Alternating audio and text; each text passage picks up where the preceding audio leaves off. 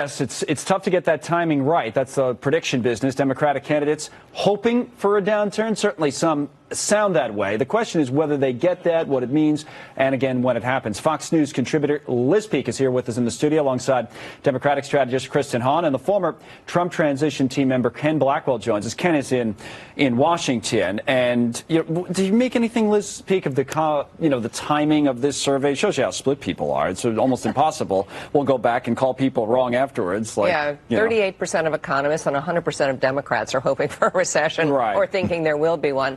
Look, we had an inversion of the yield curve. That is, as you well know, subject to lots of different interpretations, but it did happen. And around the world, yields have plunged to levels we've never seen before. In Denmark today, I read, they are actually paying you to take a mortgage out on your house. I mean, this is kind of the real manifestation of this bizarre thing that's happened. They could sell Greenland and raise some money that way, too. Which I actually think is a great idea. But look, some strange things are happening in Germany. But actually, last week I talked about Germany coming up with a fiscal response. Yeah. It is a country that can do it. Their deficit runs about 60% of GDP. They're in a position to boost their economy, which would boost the EU. So we have to see some of that stuff happen, and I think it will.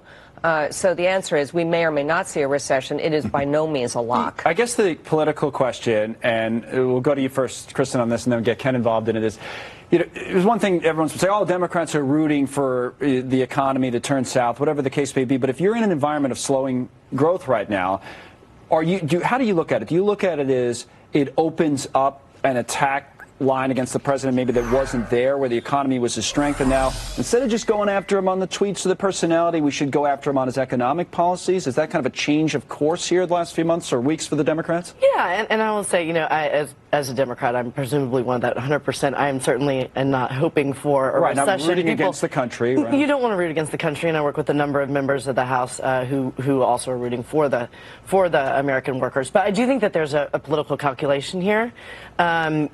Heading into the election, if the economy does hit a downturn right before the election, it could have an impact on Trump. When I'm originally from Texas, and when I go back home and talk to people who are Trump supporters, they talk a lot about, I may not like the mannerisms and some things he says, but I'm doing well right now. Oh, he's making that argument, Ken. Yeah. That's it. In the last rally, I guess it was, the last couple, he said something like to the effect, hey, you may not like me, or you could love me, you could hate me, but you, quote unquote, have to vote for me. So is that how the election's going to be decided here in terms of the economy? Look, Connell, a recession is always coming. What the politics of this is, when folks are giving 3 cheers for a recession, that's problematic. As a former mayor, I know how recessions impact middle and lower income families. They're really, really tough. But if you take a look at consumer spending, it is still strong. And as you know, that accounted for about 2/3 of the economic growth, in our economy. This president actually got $2 to $3 trillion off the fence, working in our economy, and accelerated growth and labor participation. So I think there are strong indicators that we're going to push through this. And so I think a recession will come, but it will probably come sometime in 2021. That's the thing. Timing's everything. I want to move to the other side for a moment, politically at least, and talk about Elizabeth Warren. I can already hear some of the responses as I tell you guys that Elizabeth Warren was at a Native American presidential forum in the state of Iowa addressing controversy over her claims about her own ancestry. And here's what she said. I want to say this. Like anyone who's being honest with themselves, I know that I have made mistakes. I am sorry for harm I have caused. I have listened and I have learned a lot. And I am grateful for the many conversations that we've had together. It is a great honor to be able to partner with Indian country. And that's what I've tried to do as a senator. And that's what I promise I will do as President of the United States of America. Back to the panel on this one. Liz Peek. You get to go first. Well, look, I give her high marks for showing up there. I think, on Twitter, there was an awful lot of commentary that this is a pretty ironic place for her to be. She's been dishonest about this a long time. This is not something she did once or twice. She lied about this consistently to boost her career, and I think people do hold it against her. But look, she's doing pretty well on a whole bunch of other things.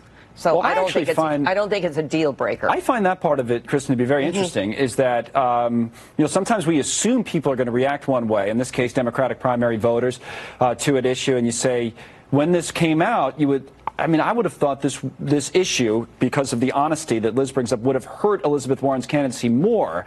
And while she seemed to fade a little bit at the beginning when it was really up in the news, boy, she's come on here lately, and it seems like people forgive or forget or don't. I don't know. And I think being honest and saying, I've made mistakes, I think people like that in candidates.